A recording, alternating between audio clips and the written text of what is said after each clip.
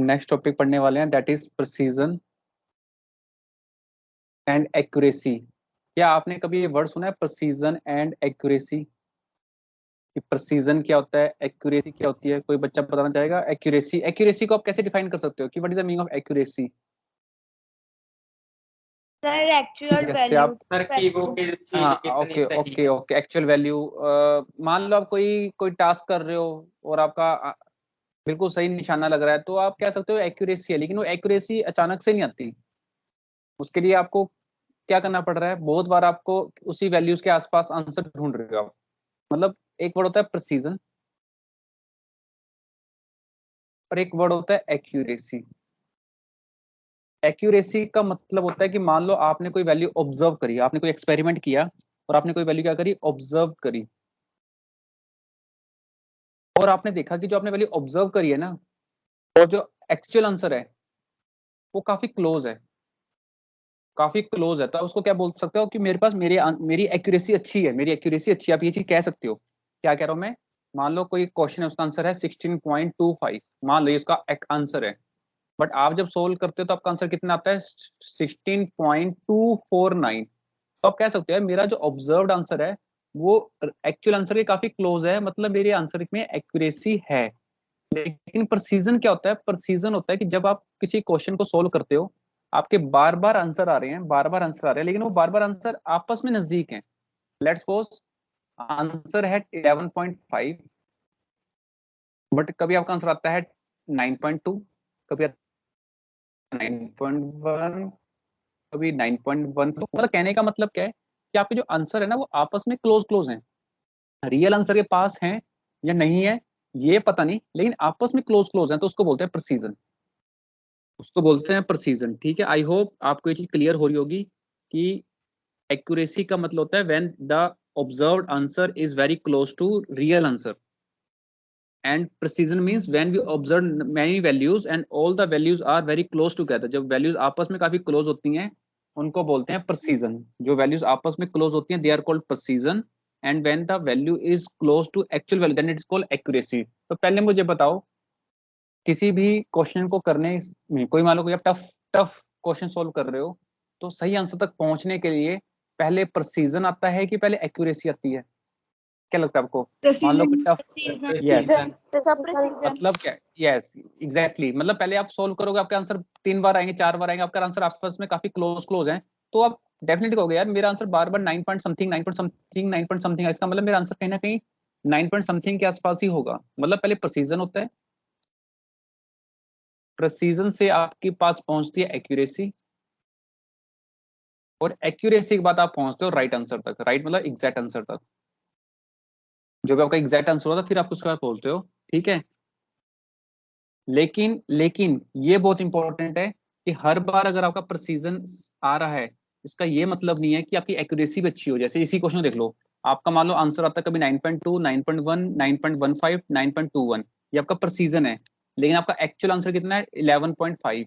तो आपका प्रिसीजन तो अच्छा है, कि आप वो प्रिसीजन आपको एक्यूरेसी प्रोवाइड कर रहा है। इसको अगर मैं इसी एग्जांपल को सच मान लूं, क्या ये एग्जांपल आपको एक्यूरेसी दे रहा है? आपस में आंसर क्लोज है, 9.2, 9.1, 9.15, 9.21, लेकिन एक्चुअल आंसर कितना है, 11.5। तो प्रिसीजन तो सही है, क्या वो प्रिसीजन आपको एक्यूरेसी प्रोवाइड कर रहे हैं? यस और नो? No no. तो कहने का मतलब क्या, कहने का मतलब एग्जैक्टली कहने का मतलब क्या है कि गुड प्रिसीजन, जब भी आपको अच्छा प्रिसीजन मिलेगा, जो गुड प्रिसीजन होता है वो कभी भी कभी भी कभी भी ये अश्योर नहीं करता कि आपका आंसर भी सही हो। ये बहुत इंपॉर्टेंट है कि अगर आपके आंसर आपस में क्लोज क्लोज आ रहे हैं, इट डज नॉट मीन कि वो सही हो। लेकिन हाँ, अगर किसी बंदे की अच्छी एक्यूरेसी है, अच्छी एक्यूरेसी है, तो इसका मतलब है कि उसने बहुत बार प्रैक्टिस की है। गुड एक्यूरेसी डेफिनेटली अश्योर करती है गुड प्रिसीजन को। मतलब एक्यूरेसी तक अगर आप पहुंच गए, इसका मतलब आपका प्रिसीजन भी अच्छा रहा होगा। लेकिन अच्छा प्रिसीजन अच्छी एक्यूरेसी को इंडिकेट नहीं करता। और जैसे पढ़ता ना, every ore is mineral but every mineral is not ore, बस वही वाली बात है। वही वाली बात है कि अगर आपकी एक्यूरेसी अच्छी बन रही है, इसका मतलब क्या है? इसका मतलब ये है, इसका मतलब ये है कि आपका प्रिसीजन भी अच्छा रहा होगा। लेकिन अच्छा प्रिसीजन अच्छी एक्यूरेसी की गारंटी नहीं बनता, ये चीज आप याद रखना। ठीक है, उसके बाद नेक्स्ट हमारे पास कुछ आ रहे हैं एडिशन, मल्टीप्लिकेशन, सब्ट्रैक्शन। ये आसान से क्वेश्चन है। अगर मैं आपसे बोल लूँ 42.5 10 की पावर 3 माइनस 1.2 10 की पावर 2, क्या आप इनको माइनस कर सकते हो? है कोई हिम्मत वाला जिनको माइनस करके दिखा दे मुझे? सिंपल मैथमेटिक्स है, बस भगवान का नाम ले लो ते शुरू कर दो। क्वेश्चन है 42.5 इंटू 10 की पावर 3 माइनस 1.2 इंटू 10 की पावर 2। अभी आज हमने क्या पढ़ा? Precision, accuracy. अब पढ़ेंगे addition, subtraction, multiplication and division. लेकिन ये वो नहीं है जो हम छोटी क्लास में पढ़ते थे, उससे थोड़ा अलग है। तो ध्यान से करेंगे, ये थोड़ा एक एक क्वेश्चन करेंगे, ज्यादा टाइम नहीं देंगे इस पे, हम ज्यादा टाइम नहीं देने वाले। तो थोड़ा सा आपको आइडिया देना चाहता हूँ कि एडिशन कैसे करते हैं, सब्ट्रैक्शन कैसे करते हैं, मल्टीप्लिकेशन, क्योंकि बहुत सारे बच्चे मेडिकल में हैं यहाँ, उनको अपना मैथमेटिक्स अच्छा रखना है, अपना मैथमेटिक्स अच्छा रखना है। Okay sir. हाँ जी, just try anyone. Amandeep Kaur So 4। 41.3 into 10. Sir 41.3 कोई बच्चे into 10। आपने एक चीज नोट कर ली, यहाँ पे 10, यहाँ पे 10 की पावर 3 है, यहाँ 10 की पावर 2 है। ये आपने गौर कर लिया ना इस पे? Yes, sir. Yes, sir. कर लिया। तो आई होप कुछ ये ऐसा बन रहा होगा पहले 2.5, और अगर हम इसको 10 की पावर 3 करना है तो ये हो जाएगा 0.12 10 की पावर 3। ये होगा 10 की पावर 3। पावर सेम होगी, अब ये माइनस हो सकते हैं, अब ये माइनस होंगी। यहाँ जीरो लगाते हैं तो यहाँ पे आ जाएगा 8, 4 में से गए 3, तो आपका आंसर आ रहा होगा 42.38 10 की पावर 3। आई गेस सभी का आंसर यही बन रहा होगा। क्या आप सभी का आंसर यही बन रहा है 42.38 इंटू 10 की power 3? Is there anyone? Yes, sir. Yes, sir. याद है, जब भी आपने एडिशन या सब्ट्रैक्शन करनी होती है there should be same power. तो मैंने 1.2 को पहले 0.12 लिखा और 10 की पावर 1 बढ़ा दी, ताकि ये भी 10 की पावर 3 होगा और ये भी 10 की पावर 3 हो गया। नहीं तो आप इसको 10 की पावर 2 भी कर सकते थे। इसको आप क्या कर लेते, इसको आप 425 इंटू 10 की पावर 2 कर लेते, तो उससे भी काम चल जाता। तो ये आपके ऊपर है कि आपने 2 को 3 करना है कि 3 को 2 करना है, लेकिन पावर सेम होनी बहुत जरूरी है, ठीक है? तभी आप ऐड और सब्ट्रैक्ट कर सकते हो। मल्टीप्लाई में चल जाता है, मल्टीप्लाई में चल जाता है। जैसे फॉर एग्जांपल अगर मैं आपको मल्टीप्लाई दे रहा हूँ, आप एक मल्टीप्लाई भी देख ही लो। लेट्स सपोज 2.4 10 की पावर 3 इंटू 2.4 नहीं लिखता मैं, 1.2 देता हूँ और आसान हो जाएगा, और आसान हो जाएगा। 1.2 इंटू 10 की पावर 3, इसको मल्टीप्लाई करो, इसको मल्टीप्लाई करे 1.2 10 की पावर 2 से। चलो आप सभी ट्राई करें और आंसर दें मुझे कमेंट सेशन में, देना चाहें अगर, वरना स्पीकर ऑन करके दे सकते हो। 1.44 in 10 raised to power 5. बिल्कुल सही, गुड। तो ये बिल्कुल सही है, यहाँ पे हमें कोई चक्कर नहीं है, यहाँ पे पावर्स ऐड हो जाती हैं। तो ये एडिशन और सब्ट्रैक्शन, एडिशन में और सब्ट्रैक्शन में power should be same, but division और मल्टीप्लिकेशन में कोई इशू नहीं है, वहां पे चल जाता है, ठीक है? तो इस पे हम ज्यादा वो नहीं करते। ये आपको क्यों सिखाया जा रहा है? देखो चैप्टर का नाम है some basic concept of chemistry. तो पहले आपने केमिस्ट्री में मैटर के बारे में बेसिक समझ लिया कल, फिजिकल, केमिकल। फिर आपने उसकी फंडामेंटल प्रॉपर्टी समझ ली कि क्या क्या हम उसके बारे में पता करते हैं। एमएलटी, मास, लेंथ, टाइम, टेम्परेचर, मोल, करंट, इंटेंसिटी। फिर उससे बनने वाली डिराइव्ड में बहुत कुछ आता है, एरिया आता है, वॉल्यूम आता है, डेंसिटी आती है, फोर्स आता है, प्रेशर आता है, सब कुछ आता है। उसके बाद आज आपने क्या सीखा? प्रिसीजन। किसी मैटर के बारे में हम प्रिसीजन लेते हैं। मैटर का मतलब कोई ऑब्जर्वेशन, कोई एक्सपेरिमेंट, जिसको हम सिस्टम भी कहते हैं। फिर एक्यूरेसी, और उसको कैलकुलेशन करते समय एडिशन कैसे करना है, सब्ट्रैक्शन कैसे करना है, मल्टीप्लिकेशन एंड डिवीजन। नेक्स्ट हमारा टॉपिक है सिग्निफिकेंट फिगर। ये इंपॉर्टेंट है, एग्जाम में इसमें से क्वेश्चन जरूर बनता है, एग्जाम में इसमें से क्वेश्चन बनता है। ये पहला टॉपिक है जिसमें से क्वेश्चन बनेगा, दैट इज सिग्निफिकेंट फिगर। आपका फेब में जब एग्जाम, सॉरी जब आपका सितंबर में एग्जाम होने वाला है, इसमें से पक्का क्वेश्चन बनेगा, मैं आज ही बता रहा हूँ। सिग्निफिकेंट फिगर, देखो नाम से लग रहा है सिग्निफिकेंट, सिग्निफिकेंट मतलब जिसकी कुछ इंपॉर्टेंस हो। फिगर का मतलब है नंबर्स, जब हमारे पास नंबर होते हैं उसको हम फिगर बोलते हैं। तो सिग्निफिकेंट मतलब जिनका कुछ मीनिंग हो। तो सिग्निफिकेंट फिगर्स में क्या होता है, हमें कुछ नंबर्स दिए जाते हैं, हमें बस ये पता करना होता है इसमें कितने मीनिंगफुल डिजिट्स हैं, मतलब how many meaningful digits are present, जो डिजिट जिनका कुछ मतलब हो वो कितने प्रेजेंट है बस उनको काउंट करो, उसी को बोलते हैं सिग्निफिकेंट फिगर। अब आपको यहाँ पे कितने डिजिट दिख रहे हैं, आपको 257 में आपको दिख रहे हैं 3 डिजिट, तो आप कह सकते हो भैया इसका सिग्निफिकेंट फिगर 3 है। इससे आसान क्वेश्चन क्या हो सकता है। फिर एक क्वेश्चन आता है कि 14121, मैं से आपसे पूछूंगा इसमें कितने सिग्निफिकेंट फिगर है, तो आप चिल्ला के बोल सकते हो 5। बट इसमें इंपॉर्टेंट होता है कि जो डिजिट हमारे को दे रखे हैं वो जीरो हैं कि नॉन जीरो हैं। जैसे फॉर एग्जांपल अगर मैं 7000 दे दूं, अब यहाँ पे 7 तो मीनिंगफुल डिजिट है, लेकिन जो पीछे जीरोस लगी हैं वो जीरोस हैं, तो उसका कोई मीनिंग नहीं है, तो इसका आंसर आएगा 1। तो अपने जीरोस के मैटर में ध्यान रखना है कि कितने फिगर्स हमने काउंट करने हैं। अगर सारे नॉन जीरो हैं फिर तो सबको काउंट कर लो, बट अगर जीरोस हैं तो उनको छोड़ना पड़ेगा। इजी है। अगर मैं आपसे ये बोलूं बताओ 800 में कितने सिग्निफिकेंट फिगर हैं, तो आप बोल सकते हो कि यार जीरो को तो हम काउंट करते नहीं, तो 1 है। लेकिन लेकिन सर वो अगर कहते हमारे हैं पास, एग्जैक्ट नंबर्स। यस ग्रेट, इनको बोलते हैं एग्जैक्ट नंबर, सही कहा तो यस। कोई बता सकता है 7007 में कितने हो सकते हैं। 4 सर 4 हाँ, अभी ये 2 नहीं हो सकते, क्योंकि जीरोस को हम काउंट तब तक नहीं करते जब तक उनके बाद कोई नॉन जीरो ना हो। जैसे अब ये नॉन जीरो ना होता, बाई चांस 7 ना होता, तब इसका आंसर होता 1। पर लास्ट में 7 आने से जीरोस के पहले भी नॉन जीरो है और जीरोस के बाद भी नॉन जीरो नंबर है, तो अब इन जीरोस का मीनिंग बनता है, तो अब इसका आंसर 4 होगा।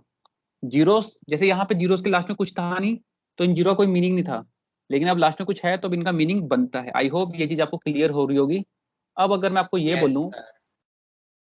8080, what is the significant figure of 8080, 8080, 8080? 3 3, 3 because इस जो यहाँ पे नीचे बीच में जीरो है उसका तो मीनिंग है, क्योंकि उसके दोनों तरफ नॉन जीरो है, लेकिन इस जीरो का कोई मीनिंग नहीं है, तो इट्स 3।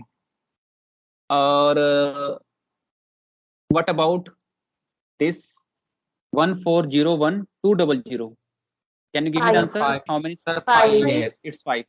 5 बट जैसे ही मैं, अगर मैं यहाँ पे जीरो के बाद कोई नंबर लगा, तो कोई भी नंबर लगा, इवन 9, तो इन जीरोस को भी काउंट करना पड़ेगा। अब आप बोल सकते हो 448, अब इसका आंसर 8 हो जाएगा बाई चांस अगर ऐसा होता।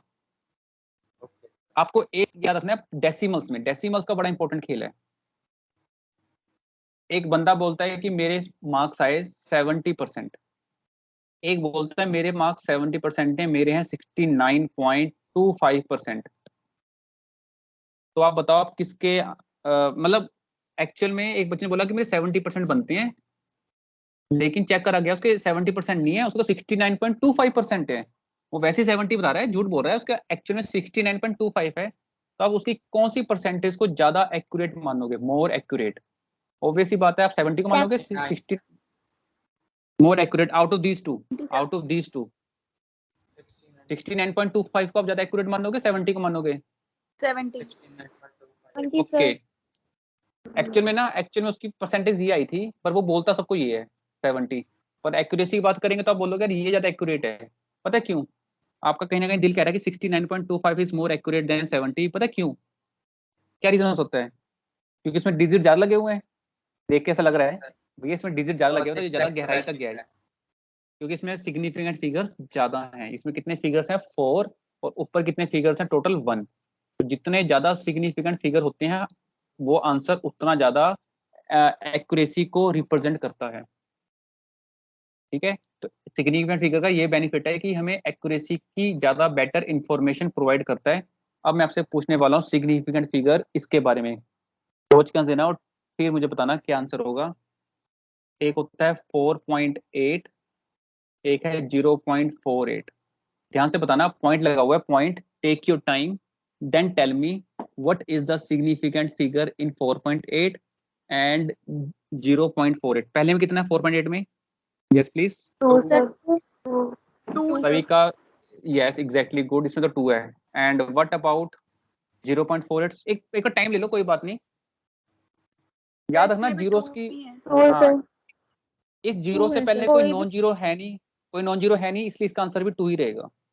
कोई नॉन जीरो होता ना इस जीरो से पहले तो जीरो की वैल्यू बन जाती है, लेकिन अभी जीरो की कोई इंपॉर्टेंस नहीं है। आई होप सभी को ये चीज क्लियर हो रही होगी। किसी को डाउट है तो वो इसका आंसर सोच ले और उसका आंसर मिल जाएगा। इसमें सिग्निफिकेंट फिगर कितने? 0.00368। 3 sir. 3 sir. बिल्कुल सही आंसर दे रहे हैं, सभी का आंसर सही आ रहा है। And if I talk about, एक मैं आपको दे रहा हूँ स्टैंडर्ड फॉर्म 3.6 10 की पावर 4, हाउ मेनी फिगर्स? 3.6 10 की पावर 4। अब देखो 10 रेस्ट पावर जितनी भी होती है 10 रेस्ट पावर, चाहे प्लस में हो चाहे माइनस में हो, इनको काउंट नहीं करना, कभी नहीं करना। तो इसका आंसर भी आप क्या बोलोगे? 2 बोलोगे, 2 बोलोगे, ठीक है? 2 यस, बिल्कुल सही। आई होप सभी को ये चीज क्लियर है और हो रही होगी। अब ध्यान से देखना, ध्यान से। एक है 0.007, एक है 0.700 और एक है 0.10200। चलो ये बाद में लिखते हैं।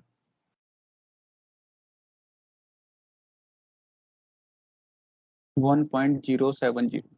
तो पहले में ध्यान से देखना, पहला है 0.007। इसमें कितने सिग्निफिकेंट फिगर बोलोगे आप? आराम से बता सकते हो आप इसका आंसर। 1 अभी का आंसर सबका सही आ रहा है 1। सेकंड का ध्यान से बताना, ध्यान से बताना सेकंड का। 3 sir. ये 7, ये 0.700 है, ध्यान से लेना फिर आंसर बोलना, थोड़ा सा ट्रिकी लग सकता है। कोई बताना चाहेगा क्या आंसर है इसका? यस, आपको ये कहेगा यार 700 तो 1 था, क्योंकि इन जीरोस के बाद कोई नॉन जीरो नहीं है तो इसको हम तो काउंट करेंगे नहीं, ये तो 1 है। बिल्कुल सही बात है, लेकिन इन जीरो से पहले एक नॉन जीरो है प्लस पॉइंट लगा हुआ है, और इस पॉइंट की वजह से, इस पॉइंट की वजह से इन जीरोस को वैल्यू मिलेगी, तो इसका आंसर होगा 3। ये याद रखना, ठीक है? अगर जीरो से पहले नॉन जीरो हो और पॉइंट लगा हो तो उन जीरो को काउंट किया जाता है। जैसे यहाँ भी तो देखो जीरोस हैं, 7 के बाद यहाँ भी जीरोस है, लेकिन यहाँ पे पॉइंट नहीं है, और पॉइंट नहीं होने की वजह से इन जीरोस को काउंट नहीं किया गया। लेकिन यहाँ काउंट करेंगे इन जीरोस को, क्योंकि इससे पहले नॉन जीरो तो है ही है, बट पॉइंट लगा हुआ है। अब आप इसमें बताओ क्या आंसर होगा इसका? 1.4, एब्सोल्यूट दिस इज 4। 3 तब होता अगर ये ऐसे होता, 1070 होता तो आप इसका आंसर बोलते 3, लेकिन यहाँ पे पॉइंट लग गया और उस पॉइंट की वजह से इन जीरोस को काउंट किया जाएगा, चाहे इसके बाद नॉन जीरो हो चाहे ना हो। आई होप ये थोड़ा सा ट्रिकी लगता है बच्चों को, गलत लगता है, लेकिन आप इसमें कंफ्यूज मत होना। अगर आपको ये चीज समझ आ गई, मैं आपको 3-4 देता हूँ, ट्राई करना और आंसर बताना मुझे। 1, अभी भाई मैं लिख दूं, 2, 3, 4, 5। थोड़ा सा कम कर लेते हैं ताकि आपको सारा दिखे। हाँ जी, आपके सामने 5 आ गए हैं। पहला है 0.088, फर्स्ट आ गया 0.088। तो पहले का आंसर बताया है कोई? पहले का आंसर 2 आएगा, बिल्कुल सही। आई होप सभी का दिल 2 कह रहा होगा। Yes, what about second? 3 next, उससे नेक्स्ट 3 है। यस, उससे नेक्स्ट फोर्थ वाले का 1 क्योंकि यहाँ पे कोई नॉन जीरो नहीं है, इसलिए अभी ये जीरो काउंट नहीं होगी। एंड लास्ट था 8.00, इसका आंसर 3 है। एक होता है 800, एक होता है 8.00। तो जब पॉइंट लग गया, पॉइंट के बाद जीरो की वैल्यूज बनती है, अगर उससे पहले एक नॉन जीरो हो तो इसका आंसर 3 रहेगा, इसका आंसर तो 1 ही रहेगा। ये थोड़ा सा आपको माइंड में रखनी चीजें, ठीक है? यस। जैसे एक और एग्जांपल लेता हूँ, ध्यान से सुनना। मान लो एक बच्चा कहता है कि मेरा आंसर आता है 90, दूसरा बच्चा कहता है मेरा आंसर 90 नहीं आता, मेरा आंसर आता है 90.0। क्या दोनों का आंसर सेम है? एक बच्चा बोलता है मेरा आंसर 90 आ रहा है जी, दूसरा बोलता है जी मेरा 90.0 आ रहा है, तो दोनों का आंसर सेम है? Yes sir. अगर आप मैथ के नजर से देखोगे तो आपको लगेगा दोनों सेम है, मैथ की नजर में, पर साइंस की नजर में ये दोनों सेम नहीं है। क्या डिफरेंस है दसो फिर? की अंतर है विच फर्क दसो। सही गल है, आही आही, यस यस यस यस, इसमें 1 है और इसमें 3 है। तो this is more accurate, this is more accurate, this is more accurate, ठीक है? तो आई होप आपको ये चीज क्लियर हो रही होगी। आज आप घर पे बैठ के कम से कम 10-15 ऐसे नंबर्स देखना जो सिग्निफिकेंट फिगर वाले हों, उनको सोल्व करना। याद रखना एग्जाम में इसमें से क्वेश्चन डेफिनेटली आएगा ही आएगा, ये चीज आप याद रखना, आएगा ही आएगा। जो आपके सितंबर में होंगे तो मैं देने हैं, ठीक है? तो ये प्लीज प्रैक्टिस कर लेना सभी बच्चे। नया टॉपिक है, it will take some time, but आप अगर आज ही प्रैक्टिस कर लोगे, 15-20 मिनट देना, ज्यादा नहीं देना, 15 मिनट से ऊपर मत देना, आपको आ जाएंगे, लेकिन 15 मिनट सर ईमानदारी के देना। क्वेश्चन था, क्या कह रहे हो? सर एक क्वेश्चन था, हाँ जी, 500.0 के कितने सिग्निफिकेंट लेंगे हम? किसके? 500.0। पॉइंट देखो, आपने बोला 500, आपने बोला 500, 500 में अभी तक तो देखो एक डी जीरो है, लेकिन अगर आपने पॉइंट लगा दिया, इस पॉइंट के वजह से इन सभी जीरोस की वैल्यूज बन गई और इसका आंसर आ जाएगा 4। 500.0 का आंसर हो जाएगा 4। ठीक है, अब आपके कुछ कन्वर्जन्स हैं, आसान आसान से कन्वर्जन्स हैं, मैं आपको बता देता हूँ। जैसे जब आप 9th क्लास में थे, तब आपको ना मास्टर जी बोला करते थे, बेटा वेलोसिटी दे रखी है आपको 36 kilometre per hour initial velocity, और सोल्व करने से पहले इसको मीटर पर सेकंड बनाओ। तो याद आप कैसे बनाते थे? अभी है कोई बच्चा जो इसको मीटर पर सेकंड में कन्वर्ट कर दे? वेलोसिटी दे रखी है, मल्टीप्लाई करते थे सर। मतलब चलो, आप पहले क्या करते थे, किलोमीटर का मीटर बनाने के लिए आपको पता था 1000 से मल्टीप्लाई, पर का मतलब अपॉन, आर्स का सेकंड बनाने के लिए 16/60, वो ठीक है, बाद में 5 बाय जो भी आप बोल रहे हो 18/5, लेकिन करना ऐसे होता था, 2 0 काट के सोल्व करके आपका आंसर आता था 10 मीटर पर सेकंड। तो ऐसे आप कन्वर्जन करके सोल्व किया करते थे। अभी मैं आपको एक वैल्यू दे रहा हूँ, ध्यान से सुनना और ध्यान से करना। मान लो आपको डेंसिटी गिवन है 5.96, कितनी जी? 5.96 gram per centimetre cube, gram for mass, centimetre cube for volume, and you have to convert into kilogram, kilogram per metre cube. चलो शाबाश, लगाओ जीरो जीरो आगे पीछे दाएं बाएं और ट्राई करके मुझे आंसर बताओ। सही बच्चे कोशिश करें अपनी नोटबुक में, सभी कोशिश करोगे तो सीख जाओगे। दूसरे की वेट मत करना कि वो आंसर दे देगा, मैं तो सिर्फ सुनने के लिए बैठा हूँ, वो ना करें, ठीक है? सभी कोशिश करें, शाबाश।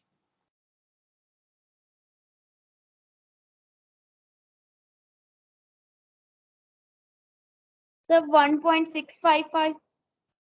नो, वैल्यूज तो यही रहेंगी। सर 59.6। 559.6, नो। अब देखो, चलो कोई नहीं, सिखाता हूँ, सुनो ध्यान से को। सबसे पहले तो आपने वैल्यू लिखी 5.96 ग्राम है ना, ग्राम का किलोग्राम बनाने के लिए आपने क्या किया, 1000 से डिवाइड किया होगा। पर पर का मतलब अपॉन, सेंटीमीटर का मीटर बनाने के लिए फिर से 100 से डिवाइड करते हैं, लेकिन ये सेंटीमीटर कितनी बार है? 3 बार है, तो मीटर भी 3 बार बनेगा। याद रखना, ये 1000 कब आया? जब आपने ग्राम को किलोग्राम में कन्वर्ट किया। ये ये पर कौन सा आया? ये पर आया जो बीच में पर दे रखा था, ये वाला। सेंटीमीटर का मीटर बनाने के लिए 100, तो ये 100 तीनों 100 ऊपर जाएंगे, ये तीनों 100 ऊपर जाएंगे, तो आपका बनेगा 5.96 10 की पावर, कितने 100 है टोटल? तीन, तीन का मतलब 6 हो गए, अपॉन में 1000। करो सोल्व और मुझे आंसर बताओ। अब मुझे आंसर बताओ क्या आ रहा है सबका। 5.96 into 10 की पावर 3। ठीक है, ऐसे भी कह सकते हो आप, बिल्कुल सही आंसर बोल रहे हो। 5.96 इंटू 10 की power 3 kilogram per metre cube, ऐसे हम करते हैं, ठीक है? अभी आपको टाइम लग सकता है, कोई बात नहीं, घबराना किसी ने नहीं है, समझ सबको आ जाएगा। नहीं आएगा तो मैं एक और एग्जांपल देने वाला हूँ। ये इसको हम बोलते हैं कन्वर्जेंस ऑफ यूनिट। हालांकि ये चीज आपने पहले की हुई है, लेकिन इतनी डिटेल में नहीं की थी, छोटी मोटी की थी, ऐसे मीटर पर सेकंड बना लिया, लीटर का मीटर बना लिया, लेकिन अब थोड़ा सा एडवांस होगा। जैसे लीटर से याद आया, मान लो आपको एक मैथ में क्वेश्चन होता था कि एक जग है, एक जग है, उस जग में पानी कितना है? उस जग में वाटर है 2 लीटर, वाटर इज 2 लीटर। तो आपसे पूछा है कि बताओ उसमें मीटर क्यूब में कितना है, how many water is present in metre cube. यह 2 शाबाश, कर into सकता है 10 कोई? to the power 9। आपको पता है 1 मीटर क्यूब कितने लीटर के इक्वल होता है?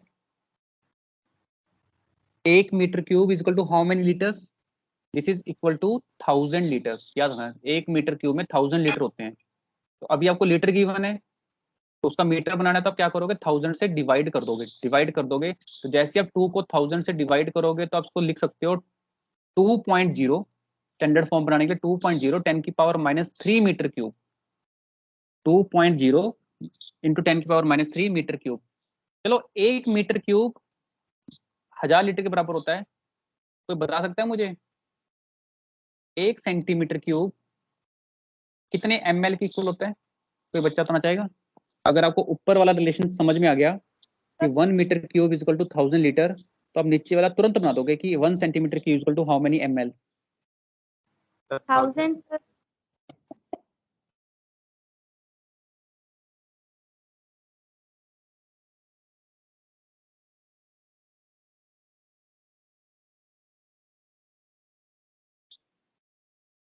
आई होप सभी को ये क्वेश्चन दिख गया होगा।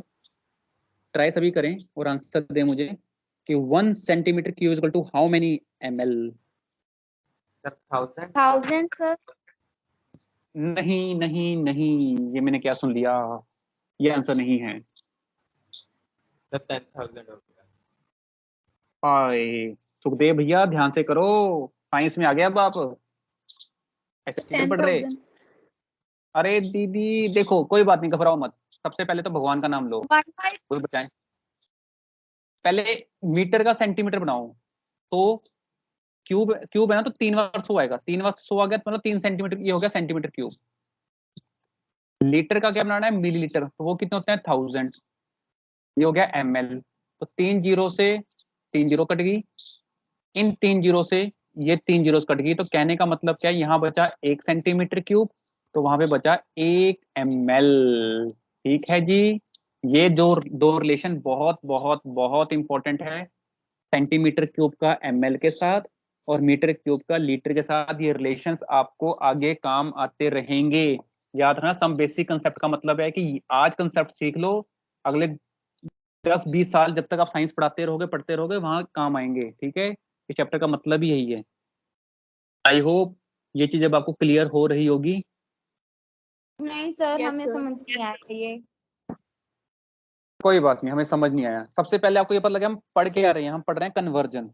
ठीक है, ये चीज क्लियर है। कन्वर्जन, कन्वर्जन का मतलब क्या होता है कि आपको एक सेट ऑफ यूनिट को किसी दूसरे सेट ऑफ यूनिट में कन्वर्ट करना है। ठीक, जैसे 9th क्लास में आप वेलोसिटी को कन्वर्ट करते थे किलोमीटर पर आवर को मीटर पर सेकंड में। इसके लिए आपको पता होना चाहिए कि जिसको जिसमें कन्वर्ट कर रहे हो उनमें आपस में क्या रिलेशन है। अब आपको पता है यार, किलोमीटर है वो 1000 मीटर के बराबर होते हैं, तो आप 1000 से मल्टीप्लाई करते थे।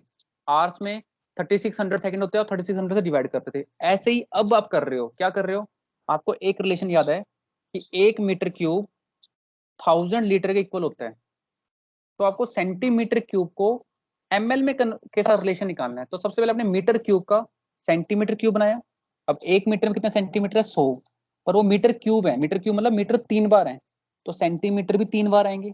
तो 1 मीटर क्यूब का 100 सेंटीमीटर, दूसरे मीटर क्यूब का 100 सेंटीमीटर, तीसरे मीटर क्यूब का 100 सेंटीमीटर, तो 3 बार 100 सेंटीमीटर आएंगे, 3 बार।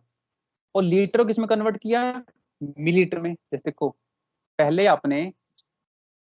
आपने मीटर का सेंटीमीटर बनाया, कैसे बनाया, 3 बार 100 लिख के, क्योंकि यहाँ पे क्यूब था। तो लीटर का क्या बनाया, ml, 1000 तो पहले से था ही था, 1000 तो पहले से था ही था, लीटर के लिए अलग से 1000 आया, लीटर के लिए अलग से 1000 आया, क्योंकि वो ml में जा रहा है।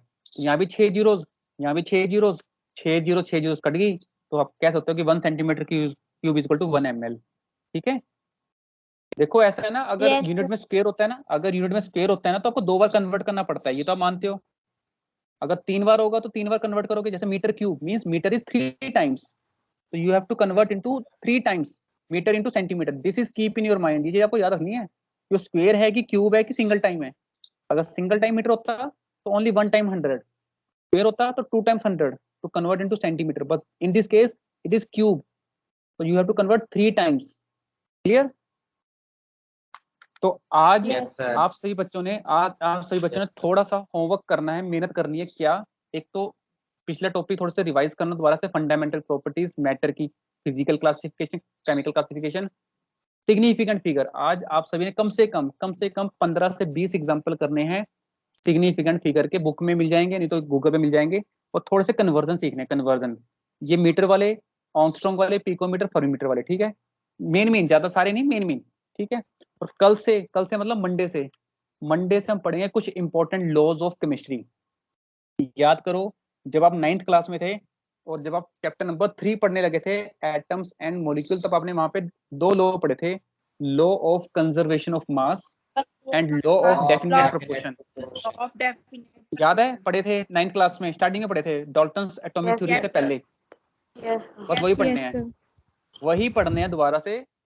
लेकिन उस समय वो 2 थे और इस बात को 2 साल भी हो गए, तो 2 साल में पॉपुलेशन बढ़ती है ना। तो ये पॉपुलेशन बढ़ते बढ़ते अब तकरीबन 6-7 हो गए हैं, ठीक है। तो आपको 6-7 पढ़ने, लेकिन स्टार्टिंग के पहले 2 वही हैं, law of conservation of mass and law of definite proportion, ठीक है।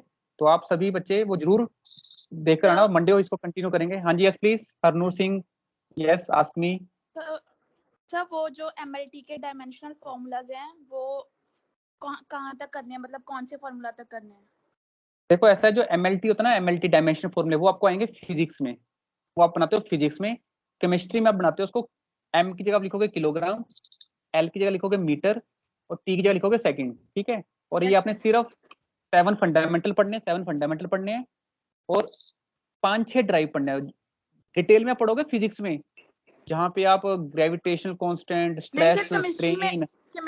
केमिस्ट्री में सर वही पढ़ने हैं जो 7 जो बेस यूनिट्स हैं। हाँ हाँ हाँ, बस बस बस बस बस, ज्यादा ज्यादा ज्यादा लोड नहीं लेना, वो लोड लेना अपने फिजिक्स में। When you will talk about gravity and all that, वहाँ पे बहुत सारे हैं, वहाँ पे तकरीबन मेरे ख्याल से 70-80 हैं, if I am not wrong, पर याद हो जाते हैं। वो याद करने का ट्रिक बहुत आसान है, बस आपको बेसिक से 5-6 पता होना चाहिए। उसके बाद जो सा भी आ गया ना, आप बना दोगे, ग्रेडियंट ग्रेडियंट कोई भी आ गया, pressure gradient, force, anything, impulse, anything. Anyways, तो कल तक आप सिग्निफिकेंट फिगर और कन्वर्जन पढ़ना, और हम पढ़ेंगे नेक्स्ट टॉपिक जिसका नाम होगा लॉज ऑफ केमिकल रिएक्शन। जब भी कोई केमिकल रिएक्शन होती है, केमिकल चेंज होता है, तो कौन कौन से लॉज फॉलो होते हैं। मेन 5 लॉज हैं, 2 आप पढ़ चुके हो, मैं फिर भी दोबारा करवाऊंगा, वो 9th क्लास थी। और उसके बाद 3 और कराऊंगा, नए हैं वो। और उसके बाद हमारा शुरू हो जाएगा न्यूमेरिकल पोर्शन, जो बहुत आसान है, इन्हीं के बेस पे न्यूमेरिकल पोर्शन है। फिर हमारे चैप्टर 50% कंप्लीट हो जाएगा, ठीक है। बाकी मंडे करते हैं। और अपने सभी बच्चे अटेंडेंस, आप सभी अपनी अटेंडेंस व्हाट्सएप पर जरूर दे देना, ठीक है जी। और क्लास को मिस ना करें, क्लास को मिस ना करें, ठीक है। कंटिन्यू रखें, क्योंकि आपके 6 तारीख से एग्जाम स्टार्ट है, मेरे को ऐसा लग रहा है, ठीक है, 6 सितंबर से। तो उससे पहले हम मैक्सिमम सिलेबस कवर कर लें। Thank you and see you on Monday. Not final, it's your periodic test. Not final, periodic sir test. Syllabus, हाँ जी, सिलेबस सर।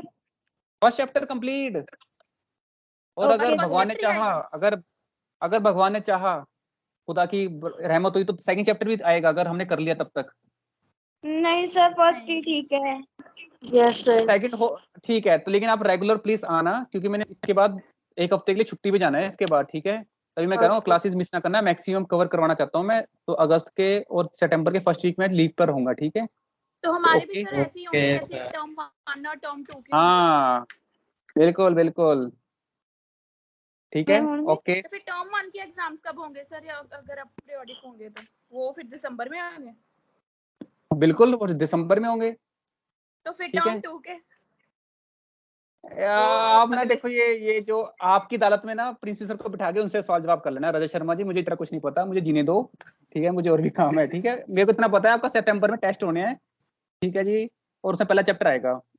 इसके अलावा मुझे कुछ नहीं पता है, बेकसूर हूँ, ठीक है। आप मंडे को आ जाना, आगे टॉपिक करेंगे। Thank you for joining, see you on Monday, bye. Okay bye अपना ध्यान सर। रखिए। हाँ जी, हाँ जी, बाय बाय, बाय पढ़ते सर। रहना। सर।